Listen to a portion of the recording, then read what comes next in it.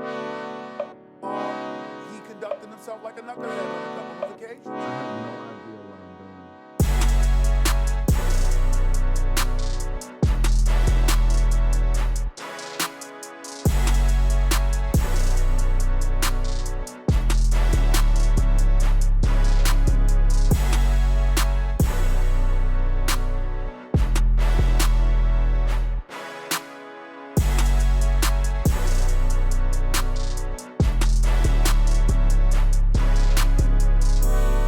Welcome to the Chase Brewster Show. I'm your host, Chase Brewster. Today is a very special day for me, both personally and professionally.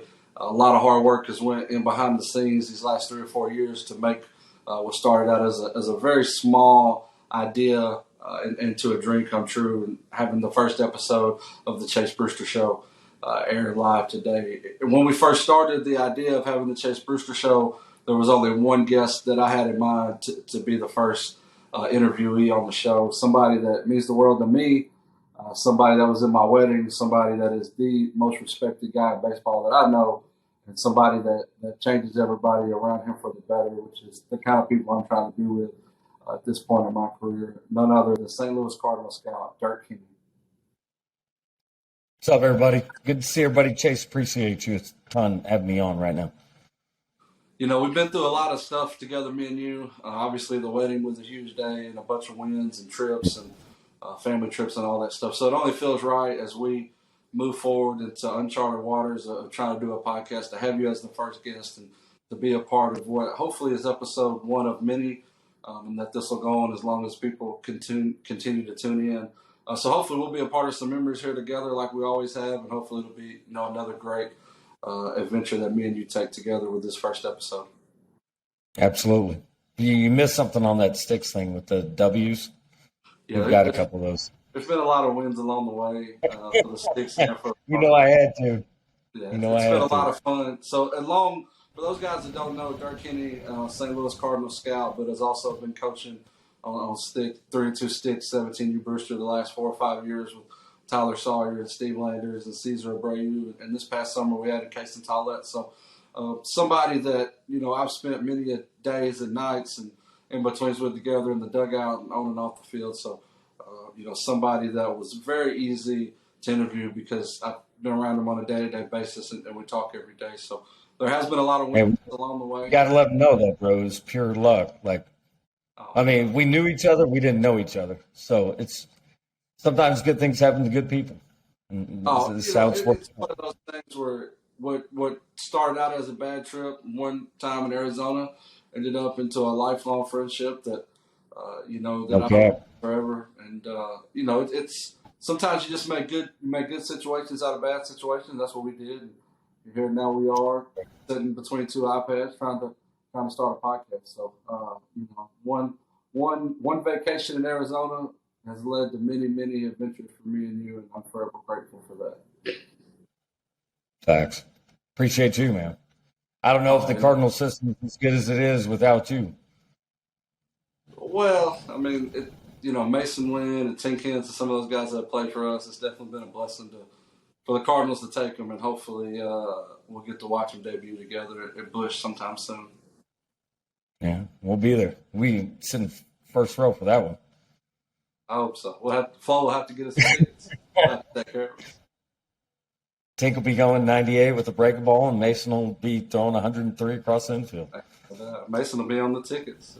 I said it for 5 years. He'll be on tickets one day. He'll be on the posters. He'll be the man, the face of the program, hopefully. So, Jordan Walker, all those guys, hoping that they keep Ian Bedell, hoping they keep playing well, and hopefully they're all up there together. Do you ever think the sticks would be where it is 5 years ago when you started? 7 years ago? I didn't know that we would change as many lives and have as many players across the country. I thought we'd win a bunch of games locally, and I thought we'd have a bunch of good Arkansas kids. To have a Nolan Souza from Hawaii, to have a Tommy Rule from New York, a Luke Napolitano from New York, to have, Canada players, all these kids. No, I never envisioned that. I figured we would win, and I figured we'd have a couple teams. I had to ask right there because, it's turned into a 5-county team to a national team in a relatively quick time. Well, at a bunch of different age groups too, which is what I'm proudest about. Is that our 15s are really good, our 16s, our 17s, and that was one of the things that we wanted to grow to start with, was make sure that we weren't just good on one team. And all, we had 20 teams last summer. We had, I think, 3 in Arizona. We had 5 in New York. So I mean, we were good across the board. We're shooting this on Labor Day. Our 15s in New York are playing in the Labor Day championship in perfect game. We just had the Sticks Fall League in Arkansas this past weekend start off with over 200 kids playing at 5 locations. So, it's just kids are getting better, and we have a tremendous amount of talent and great kids that play with great high schools, and we got great people like Evan Ham and Kyle Slayton running things behind the scenes. So it's been a dream come true, and hopefully we'll just be able to keep touching lives and, doing things along the way to just continue to grow in different states. And I've never had. We've spent how many hotel nights together? I've never asked you that question. Well, it's probably not what we're supposed to be without you guys. You and Tom and Steve made it. No. Steve got way more pool than I do. Steve does have a lot of pool. He does. So listen, I broke this. Say that one more time. It's been fun to be a part of. Watch this thing grow the way it has. I tell people all the time I got the greatest job in the world, and the kids are great. They are, and the parents are phenomenal most of the time.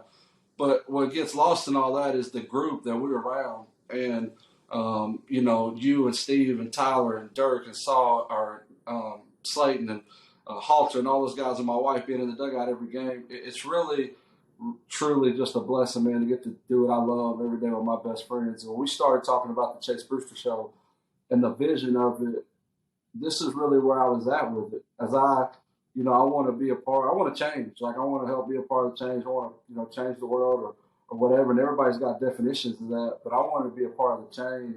And one of the things that really touched my heart was I get to spend all these moments with these great people that nobody ever gets to see.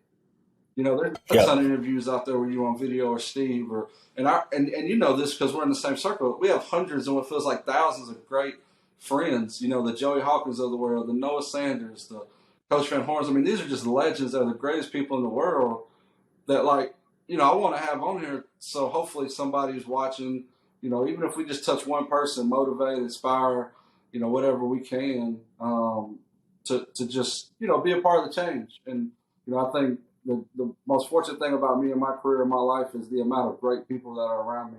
And I obviously consider you one of them. So, I appreciate you being the first guest. Hopefully we can set the bar as high as we can. I have no idea what I'm doing. I don't look the part. I have no media training. But I do have some of the best friends in the world. And I consider this no different than me and you. We talk probably 4 or 5 times a week. We have the group messages every day. I consider this just a normal phone call. And we get lucky enough to video it. And I'm assuming people are going to watch. I'll be a little disappointed if they don't. But that's not really what we're doing it for. We're not doing it for views. But you got to let them know what's up for 2023 and 24 with the Sticks and Yeah, for sure. I mean, it's a podcast. The Sticks built it, but to me, it's a podcast about how can we help just motivate and inspire.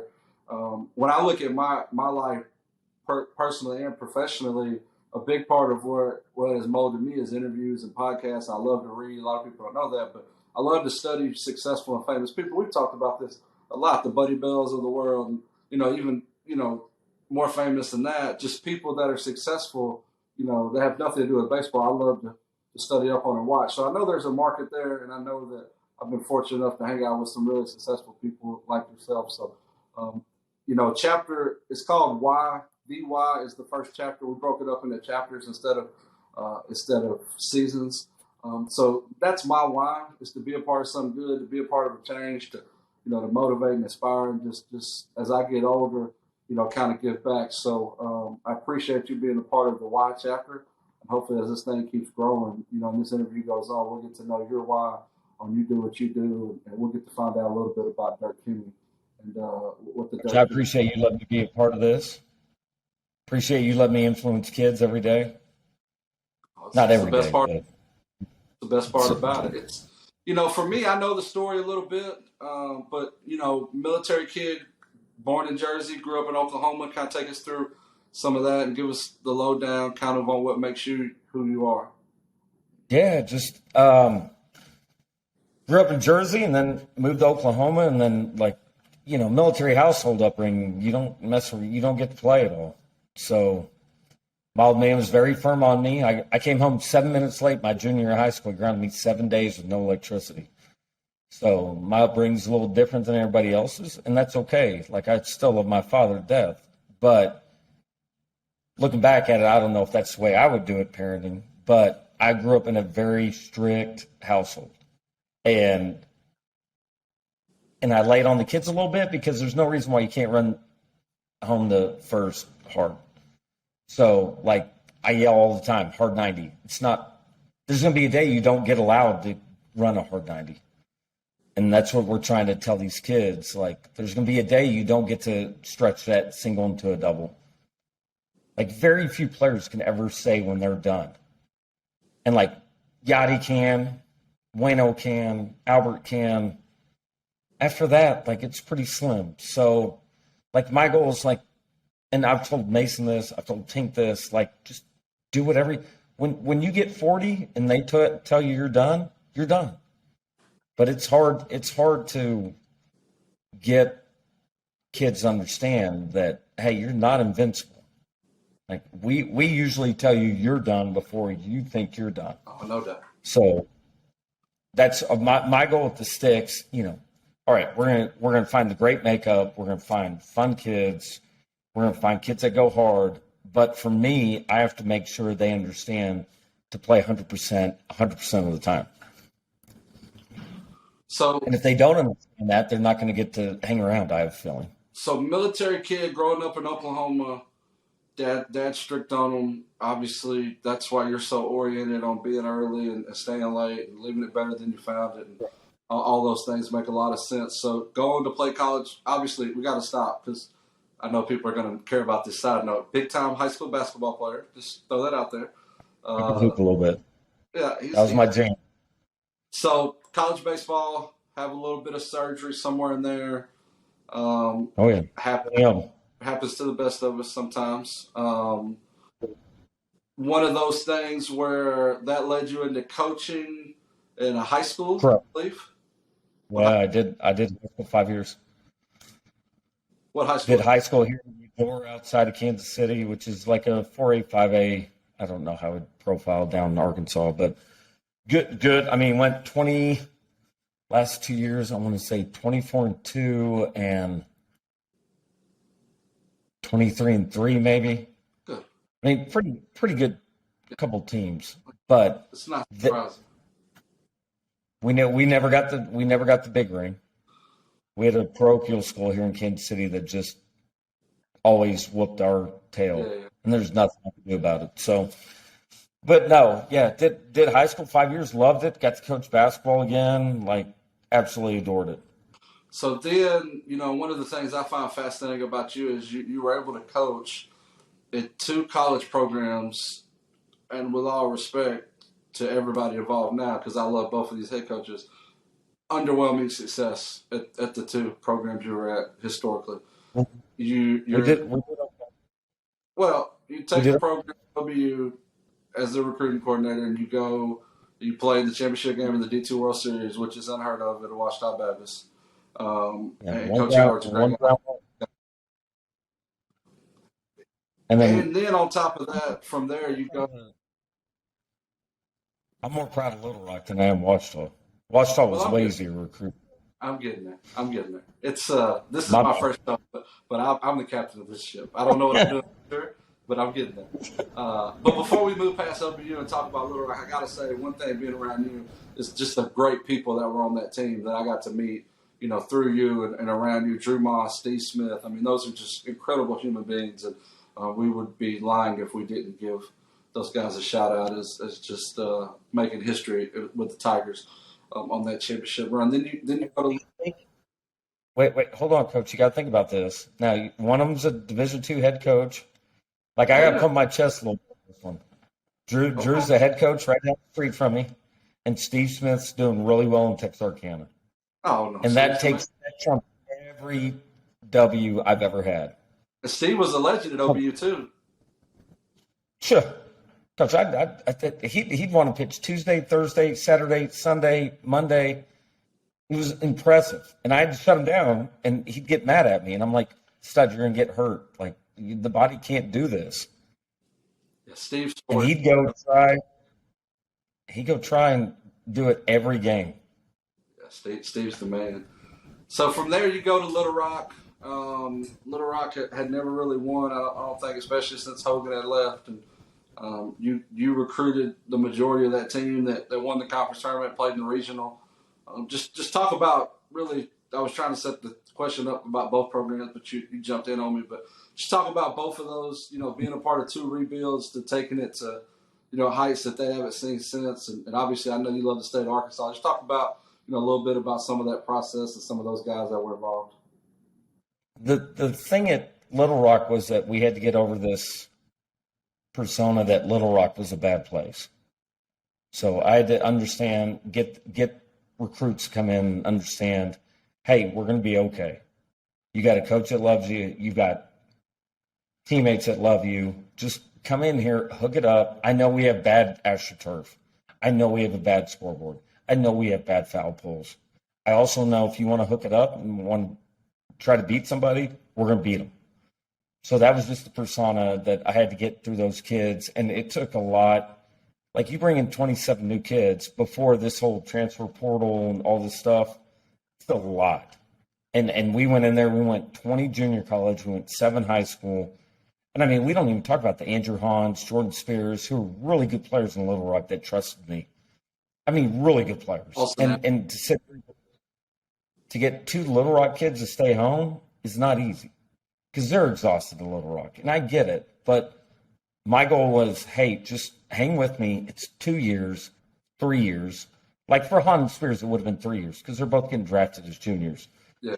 But my thing was just hook it up and just hang with me. And I guarantee you, it breaks my heart to this day I had to leave those guys. But everything happens for a reason, and I needed to get back up here, have a son, start a family, all that. So on the way out from Little Rock, and I'll let you tell the story, but I think you ended up with the Cardinals was, just a complete random act and gift from God of just a very random situation. So I'll let you tell the viewers that story. And I know it's been a happy marriage ever since for you.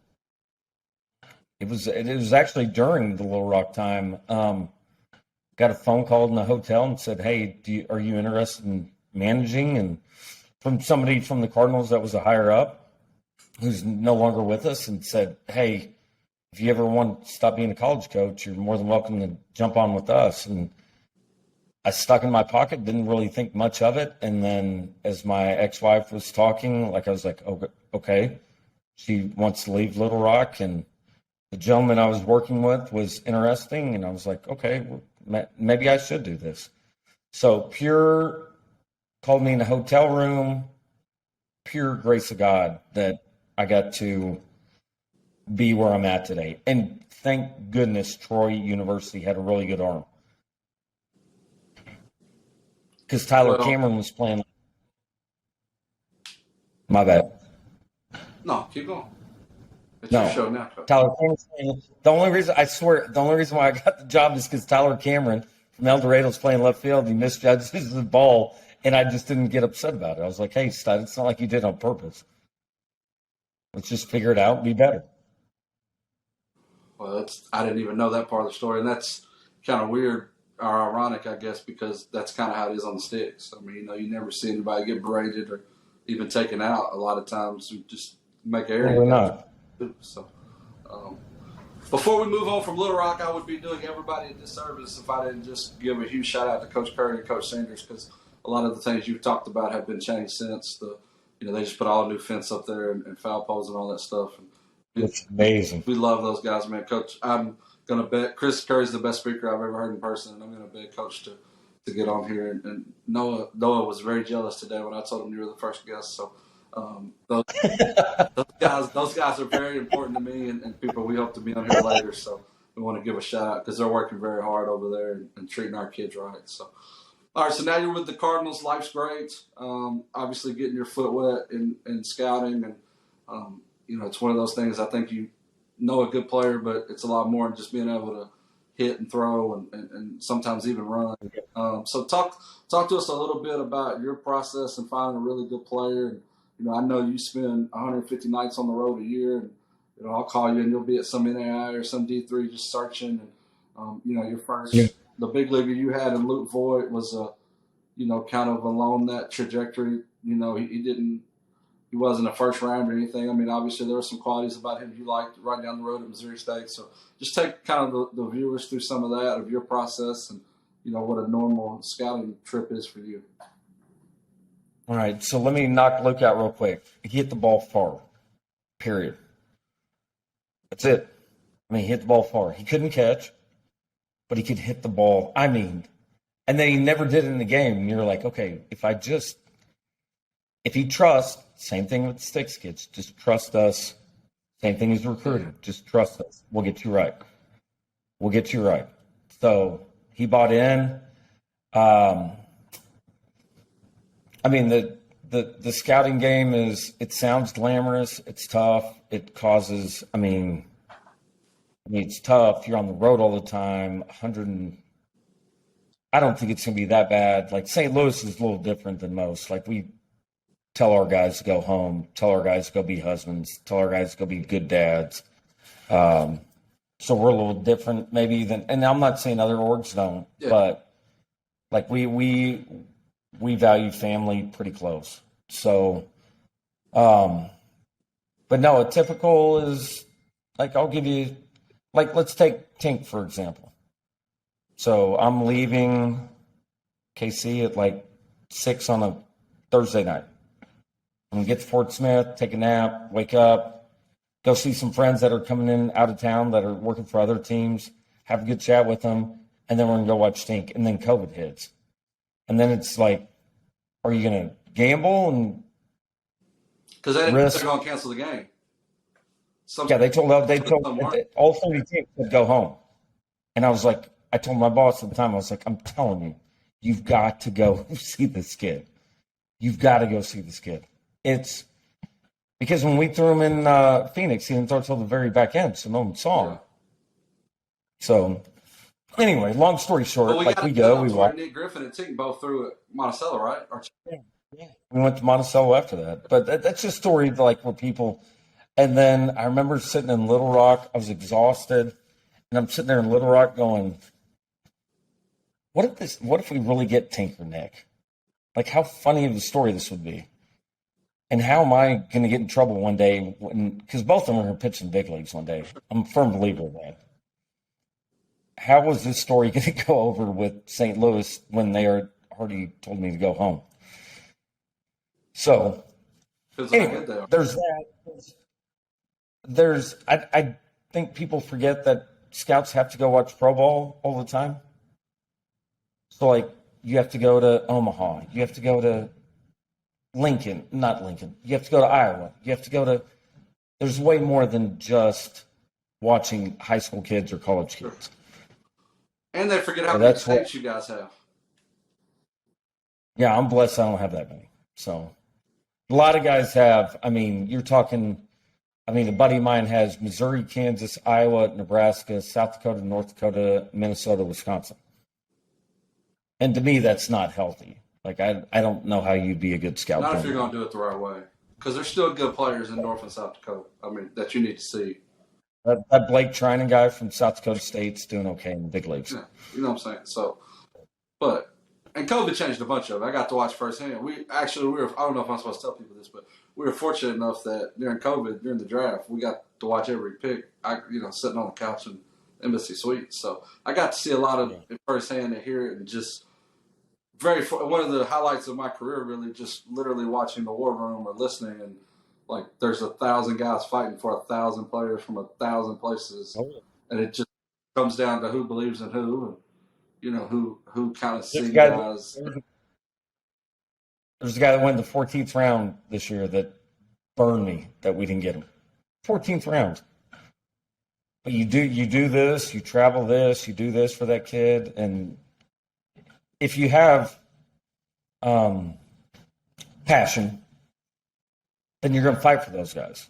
If you don't have passion in your job, then just stop doing your job. Do something else. For sure. I have passion for the Six. I have passion for the Cardinals. I have passion getting us better players.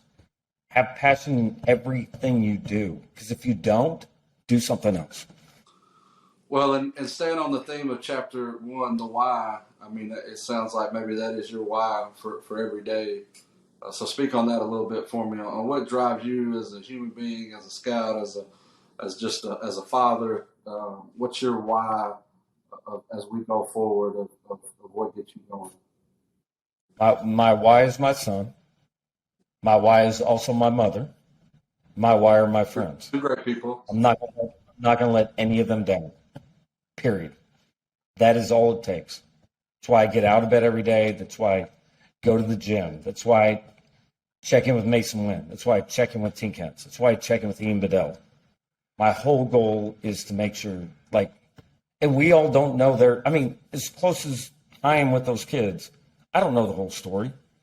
For sure. But my whole goal is to show them, hey, this is how we're going to do this. If you want to buckle up, which you apparently agreed to, buckle up, be right, do things right, be respectful, go to work, do everything that you can to be the best player you can be. And not even the best player, the best person. It's not the best player. I've had plenty of guys released. Stuff doesn't bother me. I want to say this real quick too. No, keep going. I got you. My bad. I know. I've never had one call from St. Louis saying, hey, this guy's a shitbag.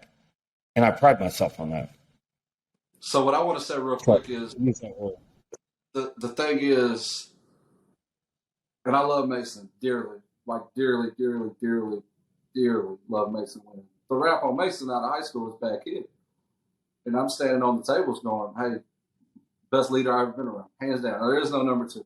Mason Wynn's best leader I've ever seen in my life. I have no idea who even I would put second. And you being in that house. Two things right there. Number one, they never sat in a dugout with him. 100%. Like you and I did. For sure. Number two, I had a pretty good story of what went on. So those people that won judges' makeup need to kick sand a little bit. But see, that part of the story, I say that out of respect to Mason because it's behind him, but it's a part of his story because everybody turned on him. I watched it. I mean, they kicked him out of everything. And me and you are standing up going no, we just spent 6 days in the house with this guy.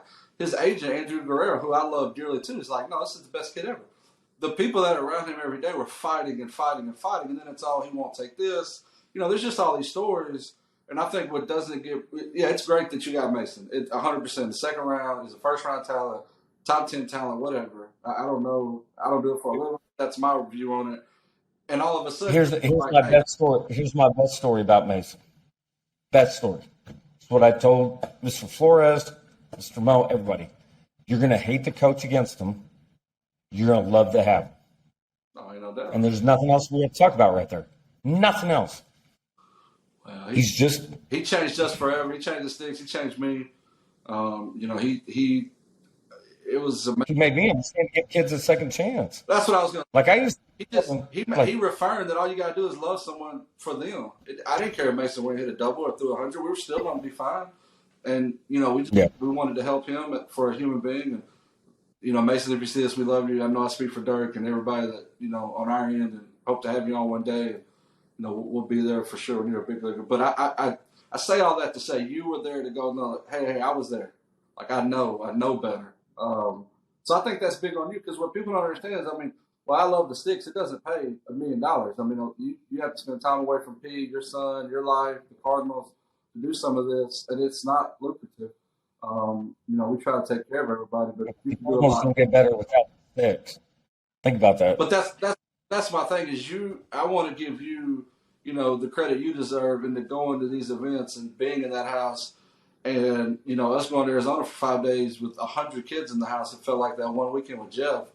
But we got to see Mason. Literally in that room is Braylon Bishop, Mason Wynn, Tink Hens, and Nate Wovenmuth who throws 100. That's the best group that's the best room ever.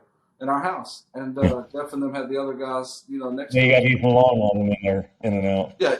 Ethan Long was there. I mean, those are like real true. Those are real Coach true players. Jack. You didn't have to go to that. And I mean, I just appreciate you going. I want people to know that like a lot of the work on the background with Mason was because you just worked harder than everybody else, and I appreciate that, at least for the Sticks. And I know that we all appreciate everything you do for us. It wouldn't be the same for me. One fan, Coach. So tell me the best player you've ever scouted and the best player you've ever had drafted. You know what the funny story is? We were talking about this yesterday at dinner. The funniest story is me trying to explain to people that Bobby Witt had one hit with me for a week when I was coaching Team USA. One hit. And I was like, hands down, 1-1. And they're like, you can't do that. And I was like, well, you guys don't work in baseball. You don't understand Twitch. You don't understand. And to this day, like I sat there and I was like, there's a lot of stuff that's got to work. But maybe the funnest player, I don't know who the best, like I had an Andrew Benintendi crush for a long time. Man,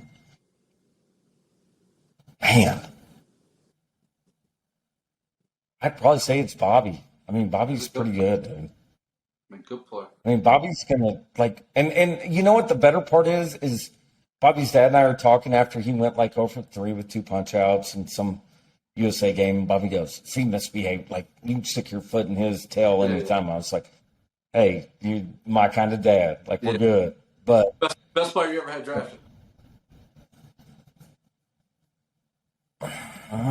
It's probably gonna have to be Luke right now. I mean, it's not Mason and Tink haven't got there yet, so I don't. Luke's a good player too now, Coach. I never know having Luke Voigt on the resume. Luke just needs to drop his 2 buttons, hit pumps, and live life. He's been in some good spots now. So some good. We got paid $1,000 to hit a lot of home runs. No doubt about that. One guy you missed on. Ooh, Jake Berger probably. Very good. Like I said, he's like second, third round, like little tubby kid, and now he's playing the big leagues for the White Sox. Like probably punted on that one. Plasmeyer, Flo, and Mo really wanted, and I screwed that one up a little bit because I was like, we get him in like 4th round, and he went in the 3rd round, and I got in trouble for that a little bit. Who else? And Coach, there's a lot of them. Yeah. I'm no super scout. It's okay. You ain't got to give them all away. We don't want to get you fired on here. Yeah. We don't want you running in trouble crew next week on the Chase Brewster Show because you got punted for naming all your mistakes. No doubt. All right, so no doubt. At some point in every show, we're gonna, we got what I call 5 moments of truth.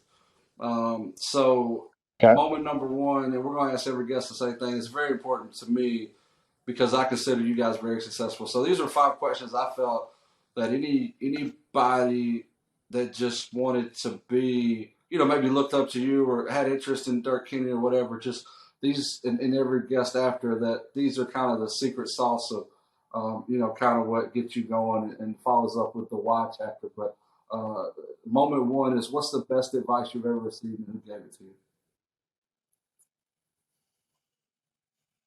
Mike Roberts telling me just to be a good person, open doors, smile, shake hands, be respectful to to anybody.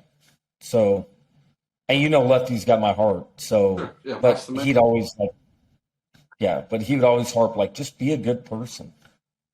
And we think that's just so generic, but if you think about it, it's like really deep. No, for sure. So that would be the biggest advice. Give me the one mentor, either personally or professionally, that changed you and kind of helped mold you to who you are today. Gonna be Mike again, man. Mike's undefeated in that stuff. Oh, ain't no doubt. Like he's been there. He's been there when I had a kid and I didn't know how to change a diaper.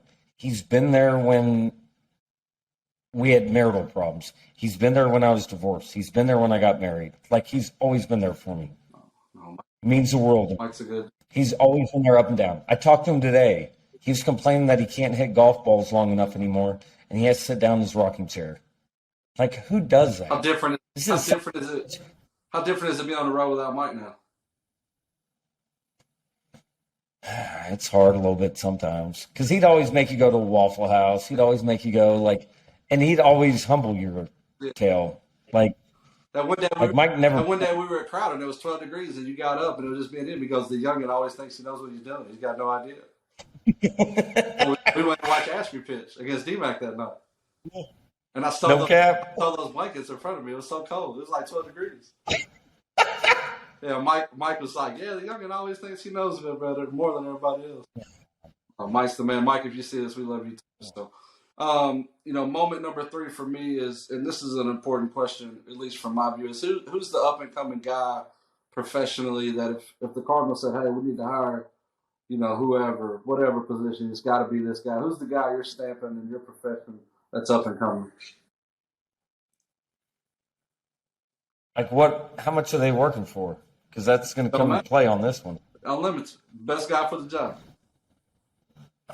For what job, though? Any job. You pick. Who's the best up-and-coming professional baseball scout that you've been across? That would work for $60,000? 160, Coach. That's not part of the question. The question is who. I know. This is tricky. This is like a setup. No, it's just we want to give praise to the young guys that are working hard. Like Saul would be the guy I would hire for $60,000. So I'd be like, yeah, whatever. Yeah, Saul would be the answer to a lot of questions. Though. He could run GM. He could run. If it was $250, it'd be you. But no, I know I was serious. So I don't know. I don't. So listen. Okay, so Tyler Sawyer. So give me Nathan Hood, great dude. Your guy. Yeah, great dude. So Hood and Saw as the up and coming young guys in the profession. Mike Roberts as the mentor. Huge age gap between those three. Give me the secret sauce in the middle of what makes those guys just so different and so easy to work with. Both as the older guy who's mentored you and just definitely a younger guy in Saw that you kind of mentored yourself. You can call Mike anytime.